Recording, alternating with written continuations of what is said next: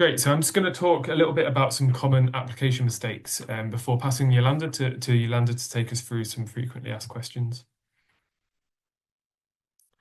So on the screen is a bunch of mistakes that we kind of identified in our previous round that were made by community grants in their application. So we wanted to highlight these to everyone so that you can be aware of where kind of people often maybe make that mistake, and also to be aware of where you can make sure that you're not making that mistake for your application and can ensure to submit an eligible application that gets through to the technical assessment by the expert committee and has as much of a possibility of being awarded funding as possible.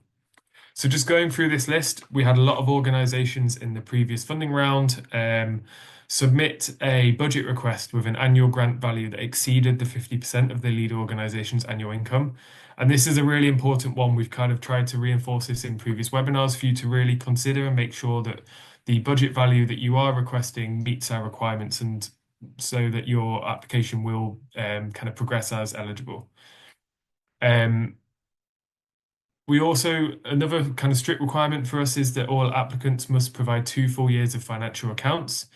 And we did find quite often that applicants didn't provide these 2 full years.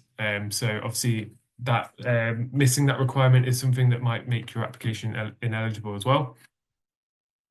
Annual income was sometimes declared as above £1 million. And obviously, as we just spoke about a second ago, for community grants, the lead organisation must have an annual income of less than £1 million. And at least one project country was not eligible for funding. So we did get quite a few applications for projects that are not based in one of our eligible countries. So do make sure to check the list on our website and in our guidance before submitting your application. We do ask at stage 1 that you provide a registration certificate or an acceptable letter of support. And this was sometimes missed by applicants. And again, lead organisations sometimes were not based in the same country as the project. So that's one of our strict requirements for community grants is that your lead organisation must be legally registered in the same country that your project is taking place. The other few points, the final point that is kind of quite a strict one for us in terms of making sure your application is eligible is that we did have some projects that were less than 1 year in duration, and obviously we set a minimum duration of 1 year in total.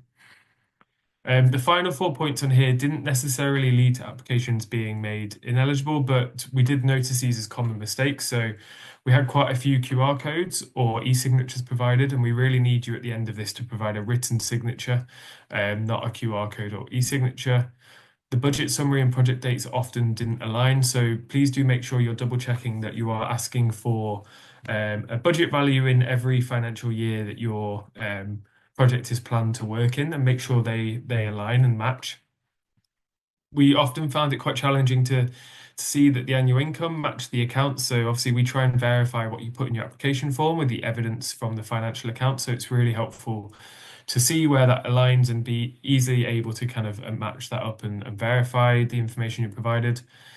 And then we did often find that people would attach more supporting information than we requested. So that might be beyond the page limits or requirements that we set in the application form, or attaching kind of non-relevant information to different document uploads. So please do make sure that you provide kind of relevant supporting information and that it meets the requirements set in the application form.